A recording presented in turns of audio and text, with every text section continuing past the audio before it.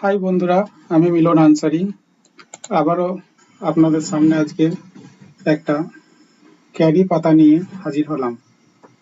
আপনারা অনেক জায়গাতেই দেখেছেন যে এই ক্যারি পাতাগুলো খুবই ব্যবহার হয়, কিন্তু এই পাতাগুলো কিভাবে বানানো হয় আপনাদের মধ্যে অনেকেই জানা নাই।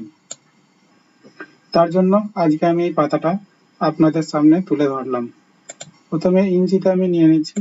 ইঞ্চিতে নেওয়ার পর এখানে 4 ইঞ্চি পাই। 4 ইঞ্চি একটা পেজ, যে কোনো পেজ একটা খুলছি। এমএমএ কনভার্ট করার পর এটা পেজটা খুলছি। আপনারা দেখতে পাচ্ছেন এটা পেজটা খুলছি। পেজটা খুলে গেছে। পেজটা খুলে যাওয়ার পর এখানে ক্যারির পাতার দাগটা দিয়ে দেব। তার জন্য এখানে পেজটা ক্লিক করে নিলাম। খুবই সহজ, একবার যদি ভালোভাবে দেখেন তাহলে আর আপনাদের কোনো অসুবিধা হবে না।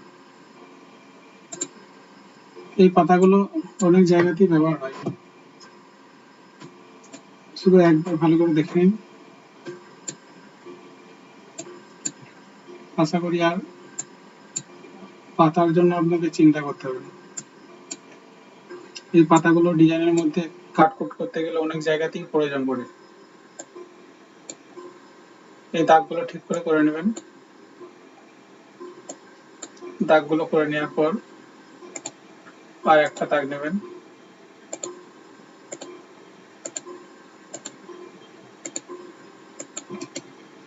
এটা টি টিপে এডিট করে নেব। এডিট করার পর এস করব। এস করে দেওয়ার পর এটা একটু রাউন্ড করে নেব। বন্ধুরা, এই যে ডিজাইনগুলো আমি মাউসের মাধ্যমে আঁকছি, আমি হাতে খুব ভালো আর্ট করতে পারি, তার জন্য এগুলো আমার সুবিধা হয় বেশি। আপনারাও ফাঁকা টাইমে হাতে আর্ট করতে পারেন। আর্ট করা থাকলে এই ডিজাইনগুলো আঁকতে খুবই সুবিধা হয়।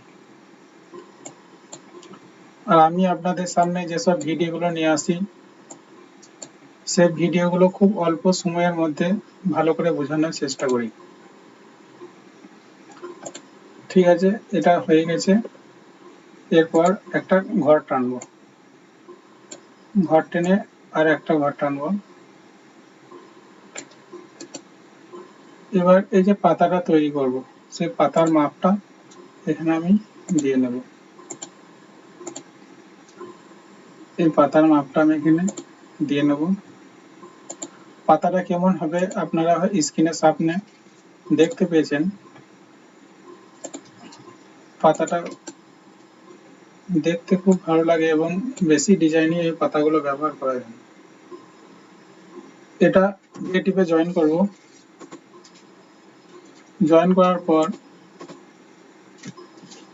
এটা রাইট করে নেব। টি টিপে একটু সাইড করে দেবো। এটা দুটো করছি, দুটো করার একটা কারণ আছে, এটা আমি একটু পর বলছি আপনাদেরকে। আর একটা দাগ টেনে নেব।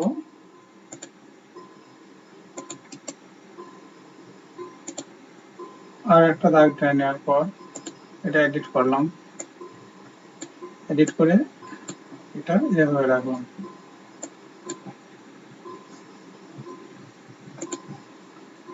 তো এটা ক্লিক করব এবং এটা ক্লিক করে দেখে নেব এই লাল দুটি চিহ্ন এক জায়গাতে আছে কিনা। এক জায়গায় না থাকলে কি করবেন, ডান দিকে ক্লিক করে এই যে রিভার্স ভেক্টরটা আছে, এই রিভার্স ভেক্টরটা ক্লিক করবেন। তাহলে এটা এদিকে চলে আসবে। দেখুন, এদিকে চলে আসবে। আবার যদি রিভার্স করি, ওটা এদিকে চলে আসবে। এই দুটো লাল এবং দুটো সবুজ একই দিকে রাখতে হবে। দুটো একসাথে টিপে লাল করে নিতে হবে।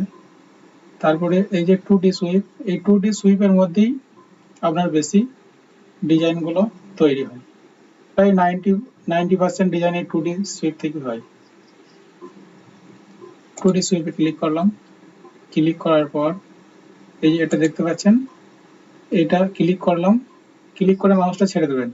তারপরে আবার এখানে ক্লিক করবেন। ক্লিক করার সাথে সাথেই দেখুন পাতার আকারটা এসছে, কিন্তু এটা উল্টো হয়েছে। এই যে একটু আগে বলেছিলাম আপনাদেরকে যে আমি দুটো বানাচ্ছি, দুটো বানানোর কারণ আছে, দুটো এই জন্যই বানিয়েছিলাম। এটা উল্টো হচ্ছে, তার জন্য আমরা কি করব, এটা ডিলিট করব। ডিলিট করার পর এটা ক্লিক করে আবার এখানে ক্লিক করব, তাহলে কি হলো, এখানে চলে আসলো।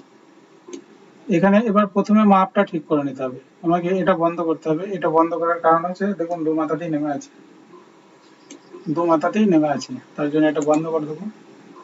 বন্ধ করার পর দেখুন দু মাথায় এক সমান হাইট হয়ে গেছে, কিন্তু হাইটটা এখানে আমাকে দিতে হবে, কত হাইট করবো। এটা আমি 10 mm হাইট করলাম। 10 mm হাইট করার পর এখানে মার্জ হাইট করে নেবেন অবশ্যই। মার্জ হাইট করে দেখুন দুটোই একই দিকে উঠে গেছে, একই রকম উঠেছে।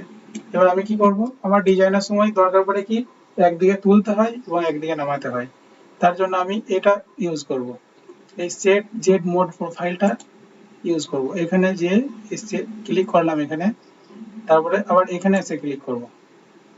ক্লিক করলে কি হবে, দেখুন একদিকে উঠে গেছে, এই দিকটা উঠে গেছে এবং এই দিকটা নেমে গেছে। এবং এইখানটা একটু নামিয়ে দেবেন একটু, তাহলে একটু নামবে, বেশি উঠে থাকলে এখানটা একটু কিনারাটা ঠাড়ো হয়ে থাকে। এই যে কিনারাটা রয়েছে এখানে কোণ করে দিলে এখানে কিনারা ঠাড়ো হয়ে যাবে। তারপর আমি এখানে দেখে নেবো হাইটটা কত দেওয়া হয়েছে। দেখুন মাউসটা এখানে নিয়ে গেলে বোঝা যাচ্ছে 10 mm হাইটটা হয়ে গেছে। এবার এই যে এইখানটা একটু হাইটটা বেশি লাগছে, তাই জন্য আমি করব এই যে হাইটটা এখানে ক্লিক করে এখানটা একটু হাইটটা নিচে দিয়ে নামিয়ে দেবো, তাহলে দেখুন এখানে হাইটটা অনেকটা নেমে গেছে। এবার এখানে এসে অ্যাপ্লাই করব। ঠিক আছে বন্ধুরা, পাতাটা তৈরি হয়ে গেছে। এই ভিডিওটা দেখে আপনারা ভিডিওটা কেমন বুঝতে পেরেছেন, কিংবা পাতাটা তৈরি করতে পেরেছেন কি পারেন নাই, আপনারা কমেন্ট করে আমাকে জানাবেন।